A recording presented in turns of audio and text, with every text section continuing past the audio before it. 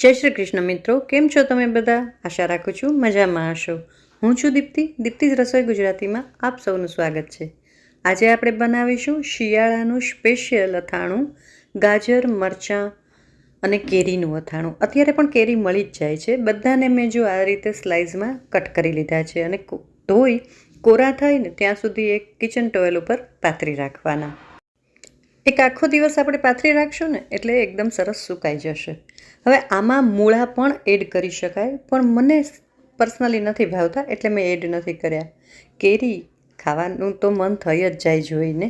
હવે થોડા મસાલા આમાં મેં જીરું, મેથી, રાઈ અને વરિયાળી આ ચારને થોડા થોડા શેકી અને અધકચરું દળી લીધું છે. ધાણા છે ને આખા આવે ને તો મજા ન આવે, એટલે આ બધું અધકચરું છે ને થોડું દળી લેવાનું. ત્યાર પછી મેં લીધા છે રાઈના કુરિયા, કલોંજી એટલે કે નાઇજેલા સીડ્સ લીધા છે મેં અહીંયા. સ્વાદ પ્રમાણે મીઠું અને હળદર લઈ લેશું.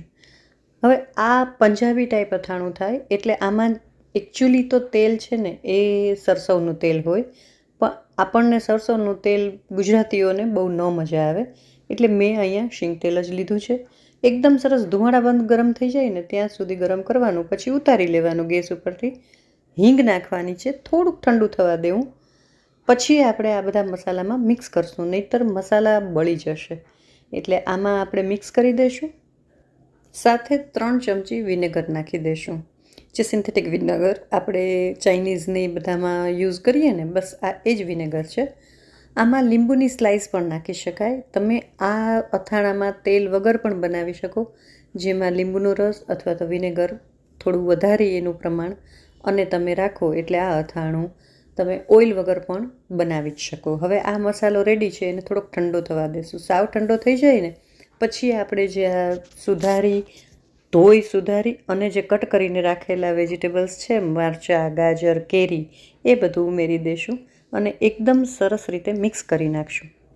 સિઝનલ વેજીટેબલ્સ અને ફ્રૂટ્સ છે ને એ ખાવા જ જોઈએ, કારણ કે પછી આખું વરસ એ બધું નથી મળતું. જો કે હવે બધું ઘણું મળે છે, છતાંય ત્યારે જે એની મીઠાશ હોય ને એ અલગ જ હોય. ક્યારેક શાક આપણને ન ભાવતા હોય અથવા તો ભાવતા હોય તોય આપણને સાઈડમાં સંભારા, સેલેડ કાંઈક પણ લેવાની ટેવ હોય જ. ચાલો હવે એકદમ સરસ એરટાઈટ ડબ્બામાં આપણે એકદમ ફાઇન બરણીને મેં ધોઈ લીધી છે એ પછી ભરી દઈશું. તો આપણું અથાણું અહીંયા રેડી છે. વિડીયો કેવો લાગ્યો જરૂરથી જણાવશો. હજી સુધી મારી ચેનલને સબસ્ક્રાઈબ ના કરી હોય તો પ્લીઝ કરી લેજો. સારા વિડીયો હું નાખતી જ રહું છું. ગમ્યું હોય તો નાનકડી કમેન્ટ પણ જરૂર કરજો. આજના વિડીયોમાં આટલું જ. ચાલો ફરી મળીશું.